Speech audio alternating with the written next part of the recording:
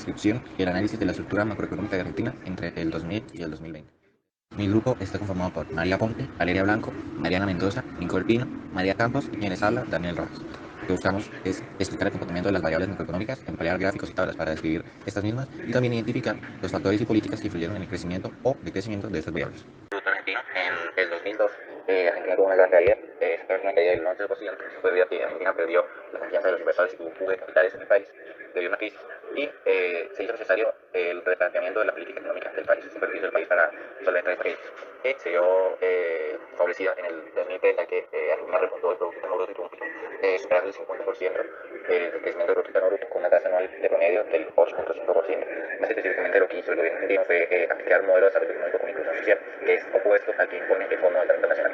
En el 2009, tras varios años de crecimiento en el Producto Interno Bruto, la economía argentina desaceleró. Eso fue debido a que el Fondo Monetario Internacional, el FMI, presionó al gobierno argentino para que le pagara más a los acreedores internacionales. Pasando al siguiente año, en el 2010, Argentina volvió a repuntar, reducir la caída del 10.2% que había tenido en el año anterior, y esto fue gracias en parte a los sectores productores del elemento, especialmente el sector agropecuario. Por último, en el 2020, Argentina tuvo una caída del 9.9%, es la caída más fuerte en casi 2 décadas y una de las más fuertes en América Latina. Eso fue gracias a la pandemia del COVID-19, como todos sabemos, también tuvo grandes problemas con el desempleo. El desempleo aumentó del 8.9%, que fue el registrado en el 2019, al 11%. En el 2020 también hubo muchas empresas que cerraron sus puertas, desapareciendo el doble de empresas en el 2020 que las de las crisis del 2001 y del 2002. La estructura macroeconómica de Argentina se ve alterada en el consumo de gasto final de hogares a precios constantes en el 2010. Este consumo tuvo varios picos y caídas. Los principales picos se dan en el 2003, 2006, 2010 y 2017, y las caídas se presentan en 2002, 2009, 2014 y 2020. La caída del 2002 disminuyó un 70,59%, dando así un total aproximado de 26.089,9 millones de euros. Esta cifra supone que el gasto público en 2002 alcanzó el 21,85% del PIB, una caída de 4.58 respecto al 2001. Cuando el gasto fue el 26,43% del PIB, esto se debe a que la situación económica era cada vez peor, debido a la inflación y el desempleo durante este año. En ese momento la tasa de cambio se había disparado a cerca de 4 pesos por dólar, mientras que la inflación acumulada desde la devaluación fue del 35,2%. En el 2002 se aplica en la Argentina un modelo de desarrollo económico con inclusión social diametralmente opuesto al que impone el Fondo Monetario Internacional.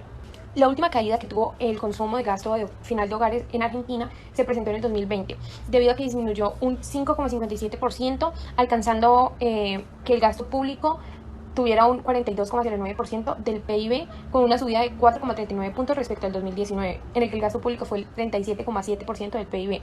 Esto fue debido a que la pandemia afectó gravemente al mundo. En el 2020, el gobierno argentino aumentó el salario mínimo y al mismo tiempo hizo una reducción en el número de trabajadores que pagaban impuestos sobre sus salarios, un programa para reducir la informalidad de los trabajadores domésticos y un plan de jubilación anticipada. Todos estos cambios y estas caídas se presentaron debido a las restricciones sanitarias presentadas por la pandemia de la COVID-19. Las medidas anunciadas apuntaban solamente a poner el dinero en el bolsillo de la gente para incentivar el consumo y reactivar así la economía argentina. En la inversión argentina observamos que tuvo una caída para el año 2002, la demanda de dinero cayó y todo el mundo quería en ese entonces sustituir los pesos por los dólares. Cuando Argentina tuvo ese problema de colapso, fue un poco superior a la caída del 10,9%, la inflación se elevó en un 38,5% en los últimos 12 meses, la moneda no se dejó de evaluar durante varios años, las reservas de los bancos no llegaban a los 3.000 millones de dólares y 4 de cada 10 argentinos vivían en la pobreza extrema.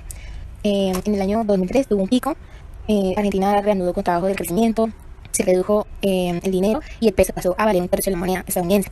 Luego de la devaluación monetaria y después de un breve periodo de transición, a mediados del 2003 más o menos, asumió la presidencia Néstor Kirchner, logrando durante todo su mandato tasas de crecimiento anual superiores al 20% que tuvieron importantes efectos, como en el desempleo y en el subempleo. Se mantuvo una caída sostenidas como en la reducción de los niveles de pobreza. Luego volvió a tener una caída en el 2009. En la última década, América del Sur se vio en un aumento del 60% de las inversiones extranjeras directas, un fenómeno que ha beneficiado particularmente a Brasil, Chile y Uruguay. La excepción de la regla fue Argentina, que en este lapso vio caer su inversión extranjera directa de 6.500 millones a 5.800 millones. En ese sentido, el economista Jorge Colina, que fue el jefe de investigaciones IDESA, destacó la política de inversión económica que llevó a cabo el expresidente argentino Néstor Kirchner. Y uno de los principales motivos de la caída de las inversiones externas directas en el país fue la actual mandataria Cristina Fernández, la esposa del argentino Néstor Kirchner. Luego hubo un pico en 2010, el stock de IED en el país a fines del año 2010 representó un 23,9% del Producto Interno Bruto, el PIB, valor similar a la mayoría de las economías de la región. Los flujos de a lo largo del año 2010 resultaron en un monto positivo de 10.391 millones, alcanzando los niveles del año 2008, que habían marcado un máximo en la serie en aquel entonces en Argentina. Luego la caída del 2012 fue precisamente la recesión cambiaria que derrumbó la construcción, que según datos del INDEC cayó 3,2% en el 2002, la mayor variación negativa de la última década.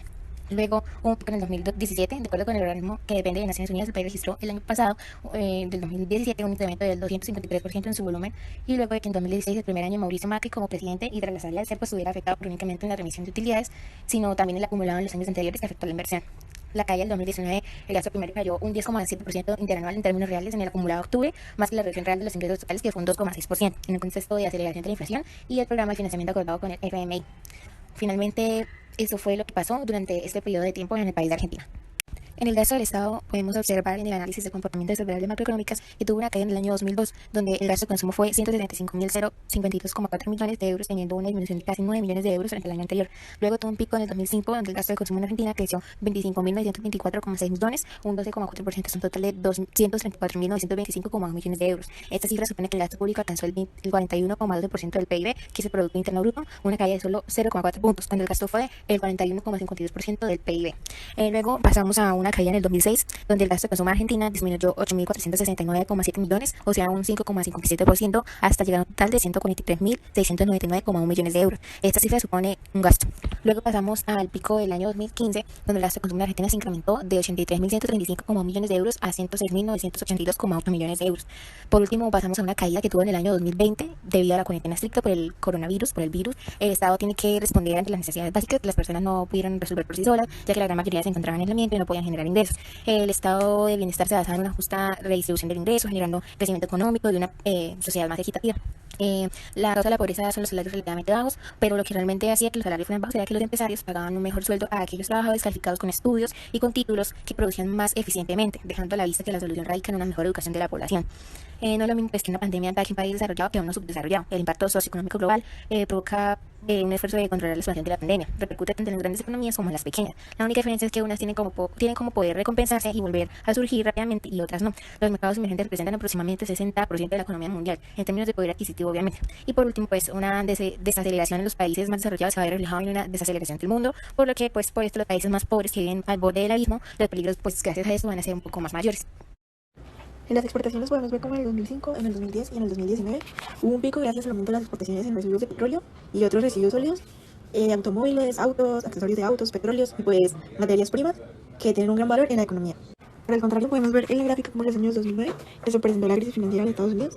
En el 2014 las manufacturas de productos primarios dejaron de exportar. Y pues en el 2020 la pandemia de COVID-19 pues tuvieron un gran impacto. Y pues esto se mejoró utilizando mecanismos como licencias de importación y acuerdos de compensación con los productos para equilibrar la balanza comercial, promover el producto y la producción nacional. En el caso de las importaciones, podemos ver como en el año 2003 las importaciones de Argentina desde Brasil fueron demasiado grandes, que fue una proporción del 23,93%. En el 2010 que hubo una recuperación por la crisis financiera que hubo pues los años pasados, como en el 2009. Y el pico del 2019 que fue pues el apunte de las importaciones argentinas, que fue una proporción del 28,72%. Además de esto podemos ver caídas en la importación, por ejemplo en el año 2002, que pues las importaciones cayeron un 58,1% y pues el gobierno al ver esto implementó un nuevo plan económico.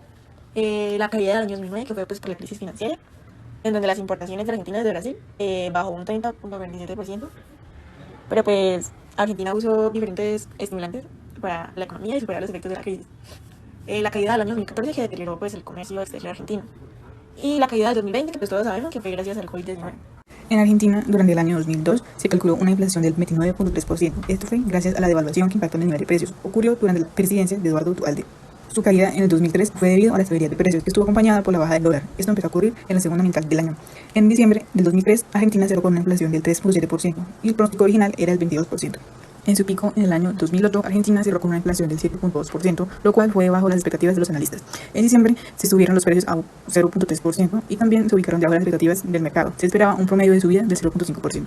En el 2016 se calculó en Argentina una inflación de 40,3%. Esto fue gracias a que las secciones con mayor alza fueron el equipamiento y mantenimiento del hogar, con un incremento del 2%, y la vivienda y servicios con más de 1,5%. Y también durante este año el combustible aumentó un 31%. En el 2017, Argentina cerró con una inflación del 24,6%, una cifra que superó la meta prevista por el Banco Central, que fue de 17%.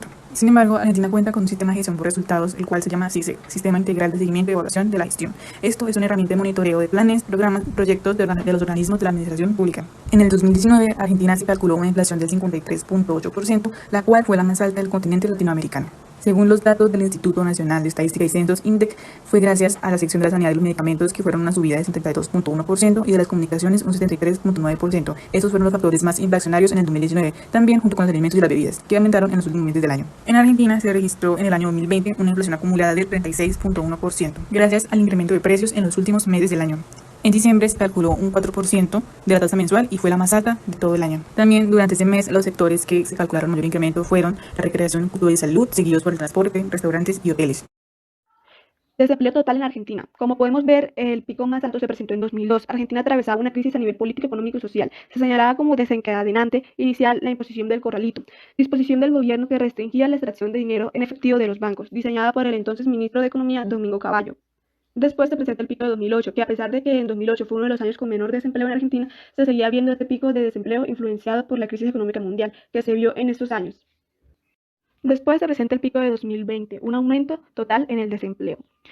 El pico de 2020 fue debido a la pandemia, donde se ve aumento en el desempleo de Argentina que venía en los anteriores años. A pesar de que se implementaron políticas tales como el que las empresas no podrían realizar despidos para bajar las tasas de desempleo, que se comenzó a aumentar de la nada debido a la pandemia, la tasa de desempleo fue de 10,6. La estructura macroeconómica de Argentina en los últimos años se ha mantenido en un constante cambio, lo cual ha provocado crisis, pero gracias a la intervención del gobierno se ha logrado salir de ellas e intentar no recaer de nuevo.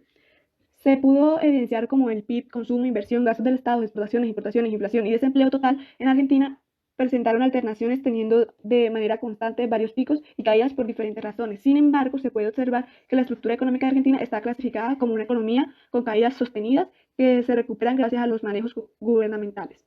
De igual manera, se demuestra cuáles son las razones principales para que el fenómeno económico que se evidencia en la estructura económica de Argentina tenga justificación. De igual manera, se evidencia como en los años 2009, 2019, 2020, 2021, la principal causa de todas las alteraciones económicas ha estado relacionada con